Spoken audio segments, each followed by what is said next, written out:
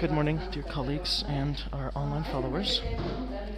This morning we're privileged to hold an interview in a press conference with the Ambassador of the Netherlands to the Republic of Armenia, Mr. Nikolas Schermers, which is taking place in the framework of the SEPA, the Comprehensive and Extended Partnership Agreement between Armenia and the EU. Welcome, Your Excellency. I would like to also let you know that this event is taking place in the framework of the corporate monitoring of the civil society program, and the purpose is to raise awareness of the Republic, the citizens of the Republic of Armenia. The simultaneous interpreting of the conference will be following. So in the context of the cooperation with EU and its member states, of utmost importance is the SEPA agreements, the Comprehensive and Extended Partnership Agreement between the EU and Armenia, as an important tool for promote and encourage different kinds of reforms taking place in the country. Before we move on, could you please present to us the perspectives in general of the partnership between Armenia and Netherlands? What are the main fields of interest over which the two countries?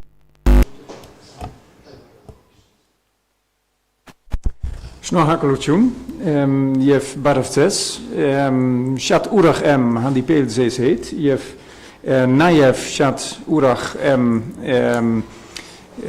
այս հնարավորության համար կնարկել կարևոր հարցեր երկկողմ համագործակցության մասին Սովորում եմ հայերեն, բայց ձեր թույլտվությամբ կշարունակեմ անգլերեն. Շնորհակալություն.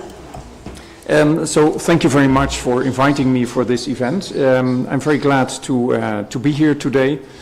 And SEPA indeed has become effective as of 1st of March, which is also underlined now by the fact that the EU Commissioner for External Relations will visit Armenia in this week, later this week.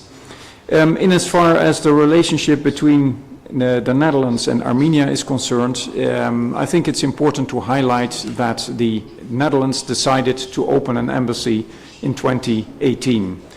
My minister was here early 2020, just before the COVID situation made it impossible for further traveling, to announce that the embassy was going to be opened, and I was appointed in April. I started my job in June by working in particular with Armenian diaspora in the Netherlands, because I couldn't travel either to Armenia at the time. I arrived in August last year, just before the war started, which of course put my job in a completely different perspective. And I think to a certain extent it was a blessing in disguise, because it allowed my country in any case to be informed also about the situation on this side of the war.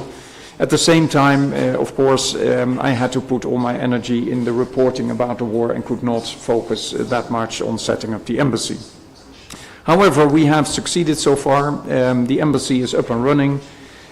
We don't have all our infrastructure in place yet, but that is work in progress, so to say.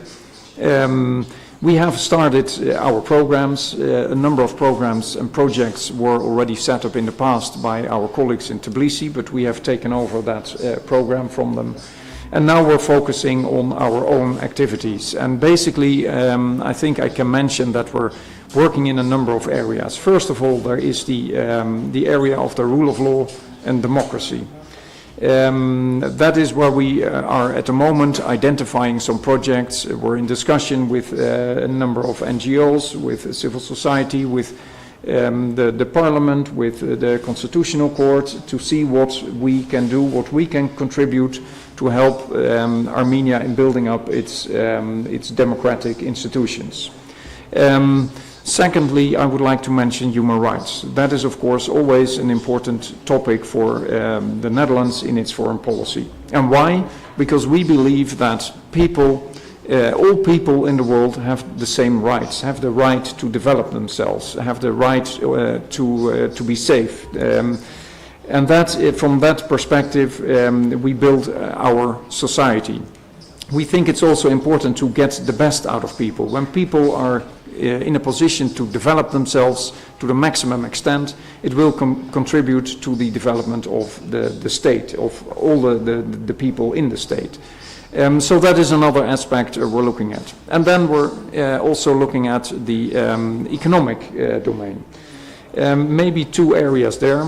Armenia is part of the constituency of the Netherlands and some other countries in financial institutions like the World Bank, like IMF, like EBRD. And that is why we have a quite intense program or cooperation in any case in the field of financial institutions. Our central bank is in very close contact with your central bank. Our Ministry of Finance has excellent contacts with your Ministry of Finance. So in the macroeconomic area, in that regard, we are looking very much to each other and working closely together. In further economic cooperation, the embassy is looking very much into the agricultural sector. The Netherlands is the second exporter of agricultural goods in the world. After the United States, we're the biggest in absolute terms. Agriculture always has our interest. And we have noticed that in Armenia there are a number of interesting aspects. First of all, you have your very specific environment, which is totally different than the Dutch environment. Your lowest point in Armenia is higher than our highest point in the Netherlands. So that creates a completely different circumstances. But we're looking in particular to, the whole range of activities in agriculture. And that is where we try to find some further cooperation. Next to that, I think I would like to mention the ICT sector, the IT sector, where Armenia is, has quite some promising activities ongoing. Yesterday I visited the Tumol Center. I was very much impressed by what is happening there. And we're looking into possibilities to map out cooperation activities between Dutch and Armenian IT companies. And of course there is tourism. Hopefully in the very short run we will get further information about the status of Armenia with regard to traveling. We hope that the COVID situation here has improved so much that indeed traveling will become easier. And then I think that Dutch people will certainly be interested to come to Armenia again. So I think that is good. I leave it to that as a first round.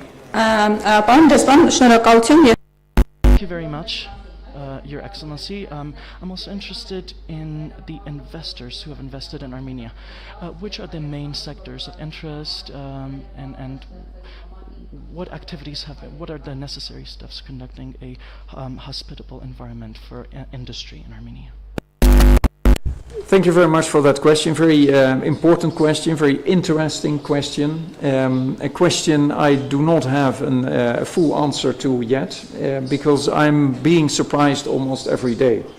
I see a lot of activities ongoing between the Netherlands and Armenia. On the one hand, I see a number of Dutch companies who are already active here, but I see also a number of Armenian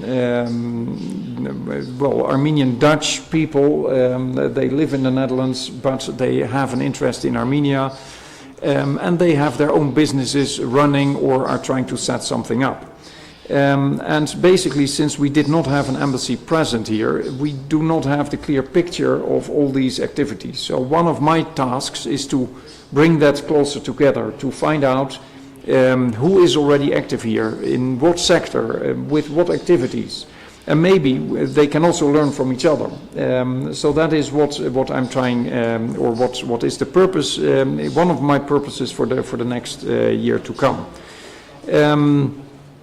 Yeah, for the rest, I think if you look at agriculture, I've seen many aspects of activities already.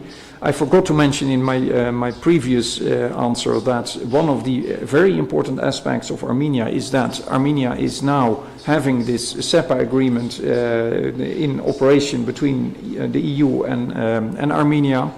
But Armenia is also a member of the Eurasia Union, which makes it also very interesting for investors to come to Armenia. And on top of that, I think, and that is perhaps one of your biggest assets, what are foreign direct investors always looking for? That is security. They want the rule of law. They need transparency in legislation, because that allows them to make plans for the future. Usually, well, they don't like to pay tax, but if they have to pay tax, then they would like to have clarity what the level of that tax is going to be. And if you take Armenia, I think it has a number of aspects in that regard, and that is why we are also working on the rule of law and democracy, to keep that up to a high level, or even to improve it where possible, because that will attract further investments.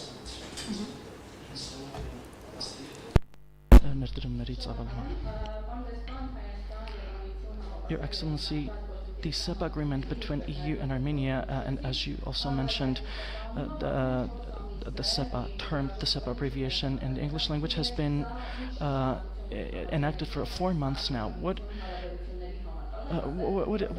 potential does it have for the relations between Armenia and Netherlands? Can we state that this is a new quality, a new level of relations, and what is your assessment of the cooperation so far?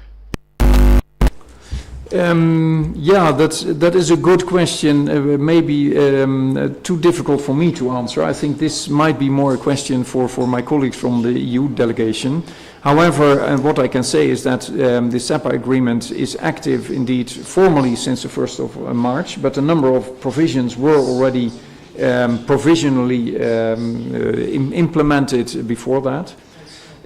So the shock of the 1st of March is not so big, I would say. Secondly, the concrete effects are difficult to measure, since I don't know what the past was. As I mentioned, I don't have this picture yet. But what I have noticed is that there is quite an increase, or in any case there is quite some demand from the Dutch side to do business with Armenia. Armenia is getting on the radar, and also thanks to your ambassador in the Netherlands, who is a very active ambassador, is promoting Armenian interest in the Netherlands tremendously. Well, I'm trying to do that from my side, and hope to bring it to a higher level in any case. But the concrete figures I don't have.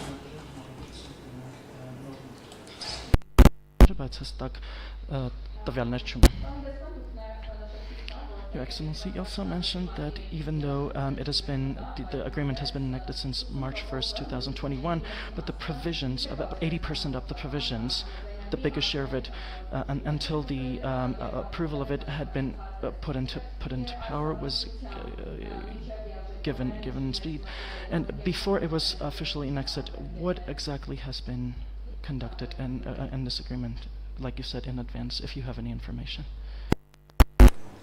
Well, again, the SEPA agreement itself is comprising the relationship of Armenia with the entire continent of Europe, or in any case the EU as such. A number of parts are taken up there. There are political paragraphs, there is the economic paragraph, there's trade, scientific cooperation, cultural cooperation, so many of those aspects. And I think in that sense, much was going on already, but this is bringing it under a certain umbrella. And I think that is also the importance of such an agreement. We have now an umbrella between the EU and Armenia. For Dutch activities in particular, I don't think that people in the Netherlands who had an interest in Armenia are specifically or were specifically waiting for the agreement. But now they might find out that in a number of areas it has become easier, or it will become easier, to do business with Armenia, to set up activities, to do cultural exchanges, etc.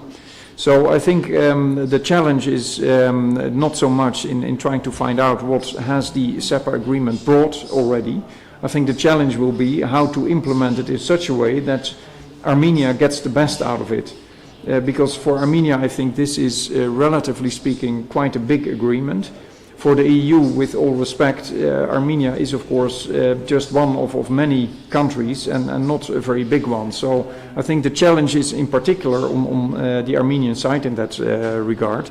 But that is where local embassies and the EU delegation here are also capable of assisting and helping Armenians to make use of the agreement.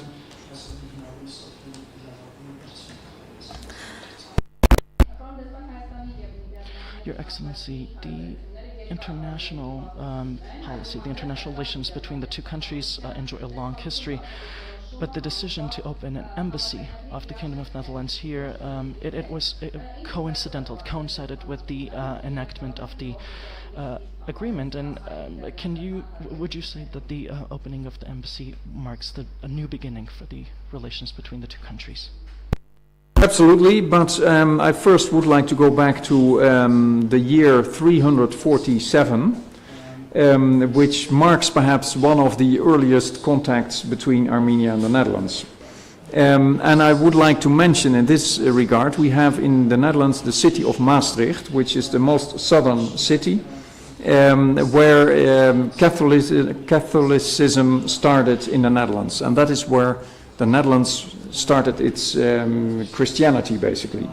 This came from Maastricht and was brought by a saint, Saint Servatius. He came to the Netherlands in the year 347 and started Christianity. He came from Armenia, so the story tells.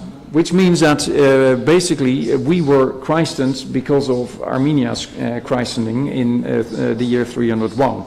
There is a very direct relationship in that regard. But we have more links. I also would like to mention the tulip, which I found here in the mountains, in the wild, which is of course one of the main export products of the Netherlands nowadays. And in that regard, I would like to mention that there is since last month an Aragats tulip, a very nice white tulip which is named after Aragats. Another aspect of our long-term relationship is the first Bible that was printed, also printed in the Netherlands. There is a copy here in Matanadaram. In Matanadaram, it's a copy of the first printed Bible. Then the decision to open an embassy here, that was a long-standing decision, I would say. My government was already looking at the region for a longer time, and we have opened embassies in all the Eastern Partnership countries. We did not do so in Armenia yet. The financial crisis 10 years ago made it very difficult to open embassies. We even had to close embassies in those days. So that decision basically was postponed. And then at some point, Armenia was high on the list. We had a discussion in Parliament, and our Parliament was very much in favor of opening an embassy as a reward for Armenia's Velvet Revolution, to support democratic movement in Armenia and to show that support by opening an embassy. So that decision was basically taken by the end of 2018. Early 2019 it more or less came into effect, and budgets were found, and well, you have a whole administration that has to be set up then, and that led to the minister coming to Armenia early 2020 to explain or to announce.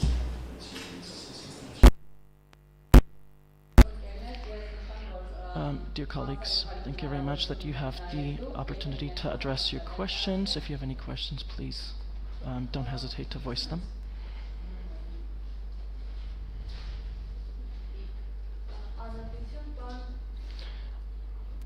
Your Excellency, I'm representing Azatution TV. You mentioned about tourism and the development of the sector in Armenia. I'm wondering if you are aware that several countries already have opened their borders for Armenia? with the, of course, with the provision of a negative COVID-19 test, and if there is proof that they have been, the visitor has been vaccinated, do you think there's a chance for change in the access between the two countries, that the Netherlands will perhaps advance this by opening its borders for Armenia? What kind of changes are expected? And then I'll ask the other part of my question after your answer. Well, I certainly do hope so. I'm very optimistic in that regard. I hope that decisions in that regard will be taken very soon. I've noticed and I've reported about the figures, the COVID figures in Armenia being quite low for a long time already. And that has not been unnoticed in the Netherlands. So hopefully we can look forward to a positive decision soon, meaning that probably people will be able to travel again back and forth. That the visas can be issued again, maybe under certain conditions. That is, of course, in these times quite possible. We have to wait for that. But again, I'm very optimistic.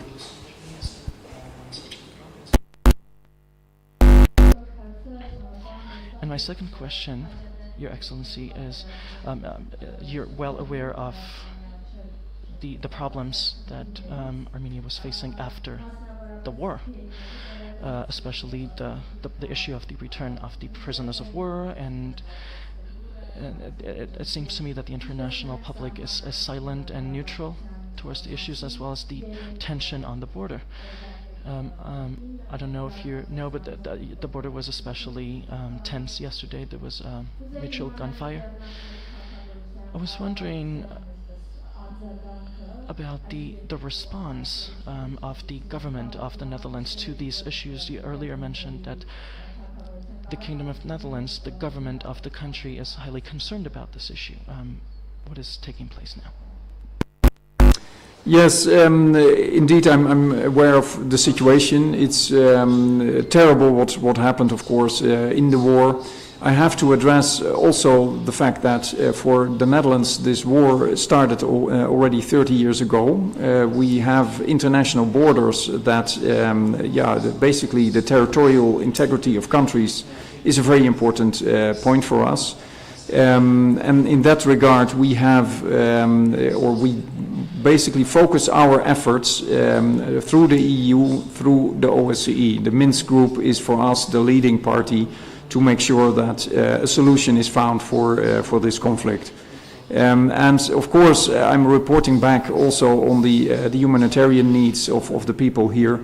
We are trying to do what we can to mobilize resources to support that. I would like to mention that the Netherlands, as a member of the EU, is also directing a lot of money through the EU in that regard, and to organizations like ICRC, the Red Cross is getting core funding from the Netherlands exactly to address situations like this. But it has our attention. The Netherlands is a small player in this regard, so therefore our efforts are going through the OSCE and the EU. But we certainly hope that a solution is found soon.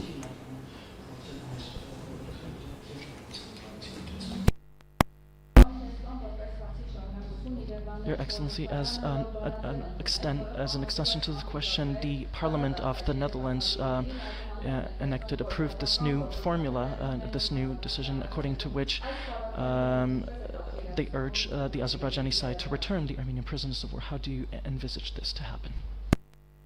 Again, maybe I have to explain a little bit about Dutch democracy. Our parliament is indeed one institution that can adopt motions. That is not automatically government policy. However, having said that, we have, as government of the Netherlands, also said very clearly, prisoners of war need to be returned immediately without conditions, because that is what international law states. And again, also in this context, the Netherlands is a small country, so if we have opportune moments, we will raise the issue with whomever is our counterpart at that stage. but we direct our efforts mainly through the EU and through the OSCE in order to be most effective. We think it's very important that the Minsk group is here leading and gets the support of as many countries as possible.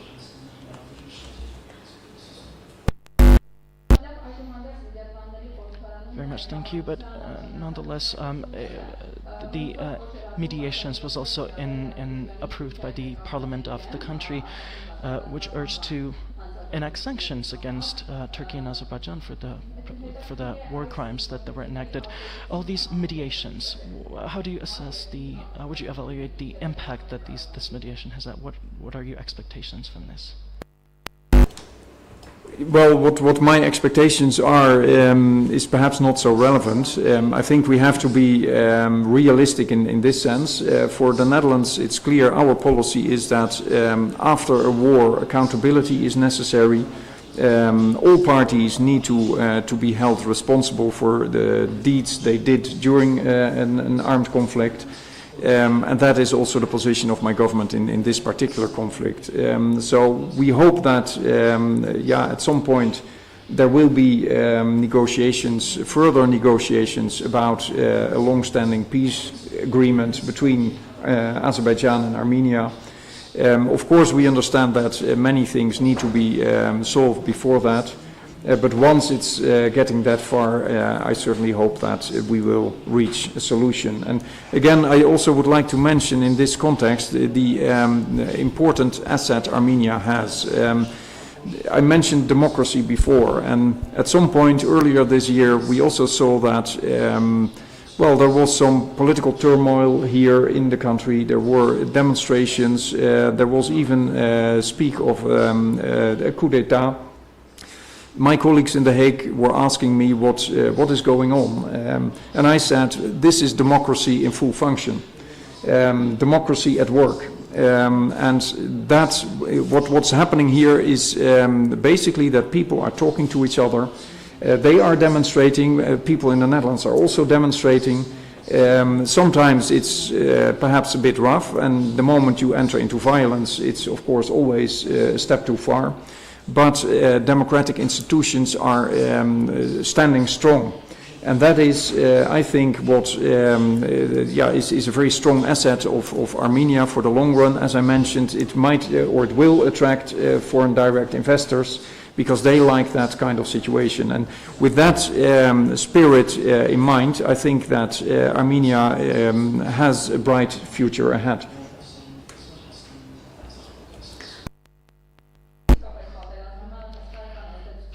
Thank you very much. The war has indeed has impacted and affected in a negative sense democracy in the country greatly, but we have to return from square one and try to revitalize the countries here.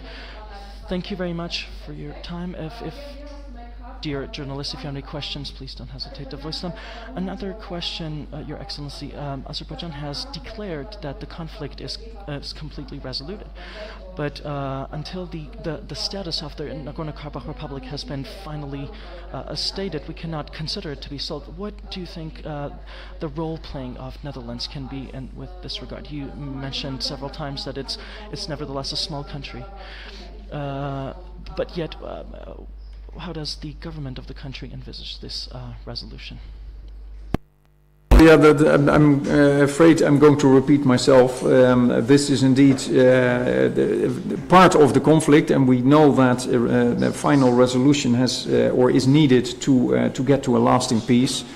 And in that regard, the Netherlands is again part of the EU, part of the OSCE, and supporting the Minsk group in order to reach that agreement between the two parties. But in the first place, it will be the responsibility of the two countries to find that solution under the leadership of the Minsk group co-chairs.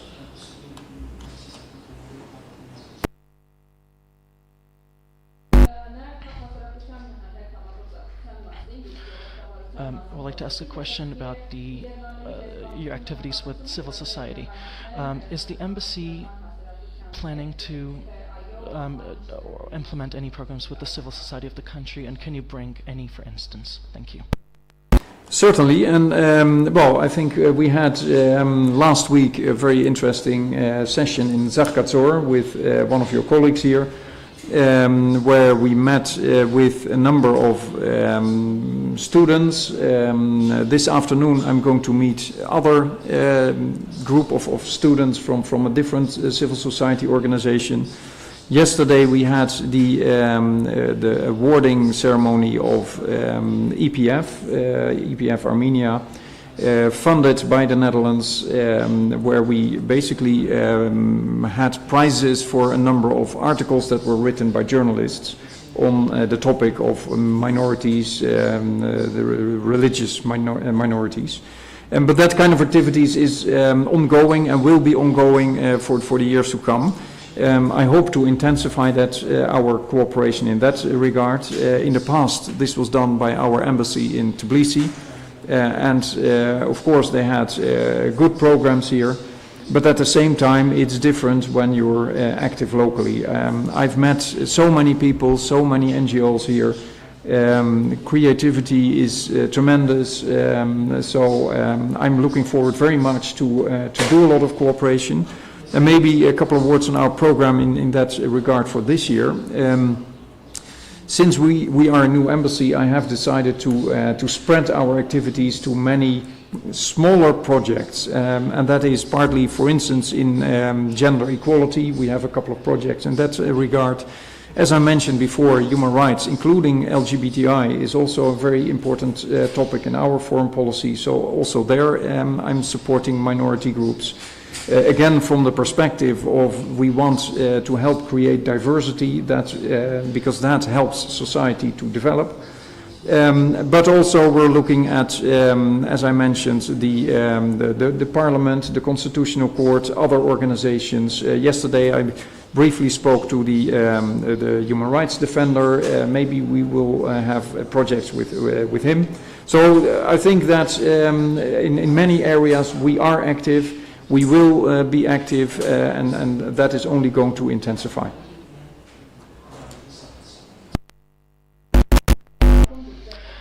And in conclusion, you said that you constantly hold different meetings with different bodies and different officials in the country, including the human rights defender, etc. How efficient would you say, how productive would you say these meetings are? I think these meetings are very productive because it helps my government to get a clear picture of developments in Armenia. And I think that this kind of meetings is important also for Armenia to reach out to other nations to make clear what are the priorities of the country, and that helps us to define how to support that. I think for a country like Armenia, it's very important to have this coordination of all the activities. And if I don't have that clear picture and just deal with civil society, you always run the risk that you're doing something counterproductive or something that is duplication of something else. And therefore, these meetings are very productive. And I'm therefore looking very much forward to get to be informed about the new government. So that we can intensify these discussions again, also with new ministers, and to proceed in our cooperation, to bring it to a higher level, and to help Armenia to recover from the very bad last year. Thank you very much, Your Excellency. If there are any questions that you did not voice but you'd like to address, please ask your questions.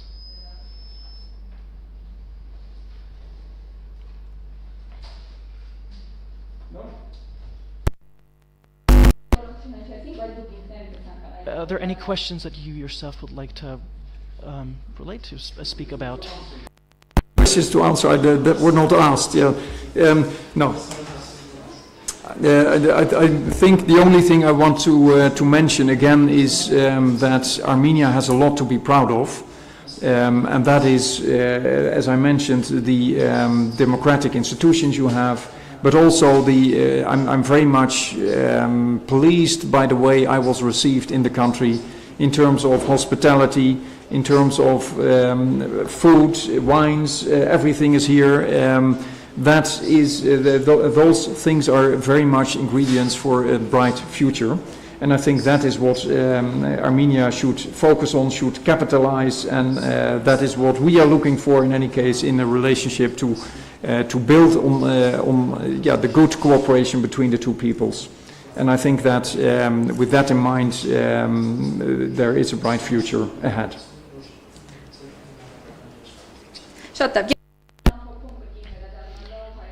Thank you very much. And again, as a final conclusion, again, coming back to the SEPA agreement, could you please assessment the implementation of mutual responsibilities on both sides? How well is it being done?